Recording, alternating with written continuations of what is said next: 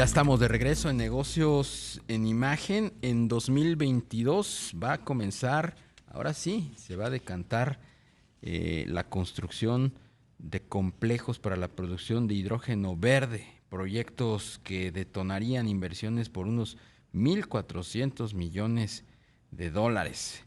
Este 2022 puede ser el año de este sector, el del hidrógeno verde. Vamos a platicar sobre el tema con Israel Hurtado. Él es el presidente de la Asociación Mexicana de Hidrógeno. Israel, ¿cómo estás? Muy buenas tardes. Hola, ¿qué tal? Buenas tardes, ¿cómo están? Muy bien, Qué muchas gusto. gracias. Igualmente, Israel, será entonces en este 2022 cuando empezaremos a ver que se cristalicen pues los anhelados proyectos del hidrógeno verde. Pues sí, yo Sí, yo esperaría esperaría que que este año, digamos, yo diría que más hacia la segunda mitad del año, ya podamos estar iniciando, digamos, la construcción de algunas centrales que produzcan hidrógeno verde, tal y como ya sucede en otras partes del mundo.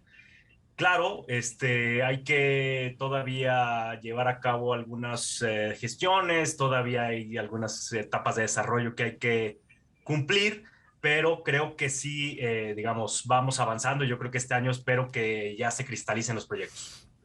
Israel, buenas tardes, te saluda Rogelio Varela. Israel, estamos hablando de proyectos del sector privado fundamentalmente. Sí, son proyectos del sector privado. Básicamente son proyectos, en uno de los proyectos es producción de hidrógeno verde para inyectarlo en un gasoducto, básicamente que llegue ahí a, pues, bueno, a algunos consumidores. A esto se le llama blending y es una mezcla con gas natural. Y hay por ahí otros proyectos también que tienen que ver con producción de hidrógeno y de amoníaco verde. El amoníaco se utiliza en la industria de los fertilizantes, es un insumo pues muy importante para la producción de fertilizantes y se puede producir amoníaco verde y bueno, pues yo creo que también por ahí hay una muy buena oportunidad. Y hay por ahí otros proyectos también que tienen que ver con la producción de hidrógeno verde derivado de centrales solares, básicamente también para generación de energía, ¿no? Entonces, sí, pero sí, son proyectos, digamos, de la iniciativa privada. Justo eso es lo que te quería preguntar, Israel. ¿Quiénes impulsan estos proyectos? ¿Dónde estarán ubicados? ¿Y qué inversión representarán? Ya hablábamos aquí en la introducción de que estamos hablando pues de proyectos mayor a los 1.400 millones de dólares, ¿no? Sí, así es. Efectivamente, son empresas privadas, digamos, internacionales, aunque también hay alguna participación de empresas mexicanas. Y como les decía, pues hay un proyecto por ahí en Durango, otro en Guanajuato, otro en Sonora, en el norte del país. Pero son empresas pues privadas que van a invertir en México para la producción de hidrógeno verde, muchos para consumo digamos, industrial, otros para producción de amoníaco y otros también para almacenar el hidrógeno y que sirva para producir o para generar energía eléctrica durante la noche en las centrales solares, por ejemplo, que no se genera por obvias razones electricidad. Y con esto, digamos, mitigar el famoso tema de la intermitencia o variabilidad, como le llaman algunos. Claro. A propósito de esto de la intermitencia, Israel es un, digamos, concepto que ha manejado mucho el gobierno en estos últimos meses. ¿Cuál ha sido, digamos, que el papel del gobierno como facilitador de estos proyectos que nos mencionas?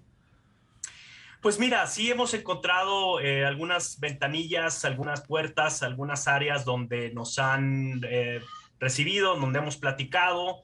Creo que hay interés en algunas áreas del gobierno por conocer e impulsar. De hecho, el año pasado tuvimos un seminario justamente con la Comisión Federal de Electricidad, dado que la Comisión Federal de Electricidad está considerando sustituir turbinas de gas natural en plantas de ciclo combinado para generación de electricidad por turbinas que funcionen con hidrógeno verde. Entonces ellos, bueno, pues están considerando esto, está incluido en el programa de desarrollo del sector eléctrico mexicano o nacional, Y entonces, bueno, pues hemos tenido acercamientos con ellos, también con la Secretaría de Economía, hemos platicado y hemos encontrado ahí alguna recepción, digamos, sobre todo para empezar a ver cómo podemos detonar una industria que no existe actualmente, ¿no? Eso es lo interesante y es el reto. Al final del día estamos ante el nacimiento de una industria y pues al final también no, pues es complicado, digamos, ¿no? No es tan sencillo, pero sí, por ahí se han abierto algunas puertas. Israel, en la política energética del presidente López Obrador, ¿qué papel juega o qué consideración tiene el desarrollo del hidrógeno verde? ¿Está contemplado como parte de la reforma del expresidente Peña? ¿Estaba incluida y tras el desmantelamiento de esa política, cómo quedó este sector? Sí, pues mira, efectivamente no estaba incluido, no está incluido, digamos, porque el hidrógeno verde como tal en realidad tiene poco, digamos, sobre la mesa, ¿no? En la conversación pública y en temas de energía y en temas de lucha contra el cambio climático.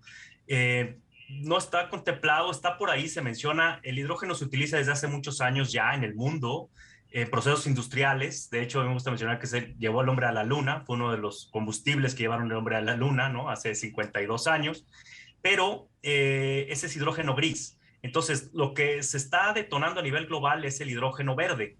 Y bueno, pues no estaba contemplado, no está contemplado en ninguna parte. De hecho, hay que trabajar en regulación, hay que trabajar, yo diría, en una estrategia nacional de hidrógeno y en una hoja de ruta, ¿no? Hay que trabajar en todo ello porque no estaba contemplado y de hecho, pues actualmente todavía no está contemplado, hay que trabajar en ello, ¿no? Israel, y en la parte, digamos que de los costos de generar electricidad a partir de hidrógeno, ¿qué tan competitivo o qué tan atractivo podría ser su utilización en nuevos proyectos?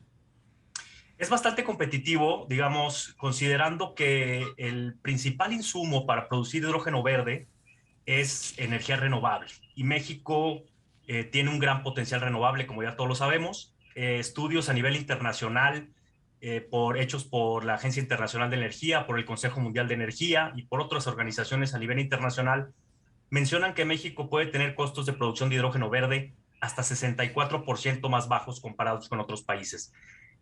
Por lo tanto, si tenemos un gran recurso solar, que es la tecnología más barata para generar electricidad, no nada más en el México, en el mundo, digamos, pero México, bueno, pues tiene un gran potencial, pues entonces, si partimos de que ese insumo es el más bajo en costos, pues ya tenemos una ventaja competitiva y por lo tanto el hidrógeno es bastante competitivo. Digo, va a llegar a serlo. Ahorita, en tanto no lo produzcamos, pues todavía estamos hablando, como yo digo, a veces estamos haciendo jugadas de pizarrón, ¿no? Pero ya en otras partes del mundo ya lo están produciendo y entonces lo que se espera es que en esta década los costos del hidrógeno verde caigan a niveles que pues definitivamente lo harán un vector energético de los más competitivos a nivel global. ¿Qué tendría que hacer México para establecer economías de escala de tal suerte de que, pues, en el mediano plazo pudiéramos contar con una infraestructura que produzca hidrógeno verde, que fuera competitiva y que, pues, permearan esos beneficios en el costo de la energía en México? Sí, cómo no. Pues México tiene unas zonas en el país que tienen este gran potencial, algunas partes del sureste y en otras partes, sobre todo en el norte. Y ahí es donde también coinciden algunos de los estudios que se mencionan, dado que, por ejemplo, la zona noreste del país tiene condiciones muy favorables para producir hidrógeno verde, para consumir hidrógeno verde y para exportar hidrógeno verde. Por ejemplo, Tamaulipas tiene pues este potencial de poder producir hidrógeno verde y poder exportarlo y tiene puertos y tiene frontera terrestre, ¿no? Entonces, Coahuila también con el potencial solar que tiene, también puede producir hidrógeno verde y Nuevo León con la industria pesada que tiene de manufactura y demás, pues puede consumir este hidrógeno verde. Entonces, lo que se estima es de que México puede desarrollar varios hubs de hidrógeno en varias zonas del país mencioné básicamente la zona noreste, pero también la zona sureste, por ejemplo, en Oaxaca, con los parques eólicos que hay y con la infraestructura ya instalada, también ahí se puede producir hidrógeno verde y también se podría, junto con el transísmico, pues bueno, poder exportarlo ya sea a Europa o hacia Asia. Entonces, bueno, pues México nuevamente tiene estos microregiones que pueden convertirse en hubs de hidrógeno y que definitivamente pueden poner a México como uno de los grandes jugadores en producción de hidrógeno a nivel mundial. Bien, pues esperemos que se detone efectivamente en este 2022 este importante sector, el del hidrógeno verde. Por lo pronto te apreciamos mucho que nos permitas platicar contigo esta tarde, Israel Hurtado, presidente de la Asociación Mexicana de Hidrógeno. Gracias por la invitación, muy amables. Hasta pronto.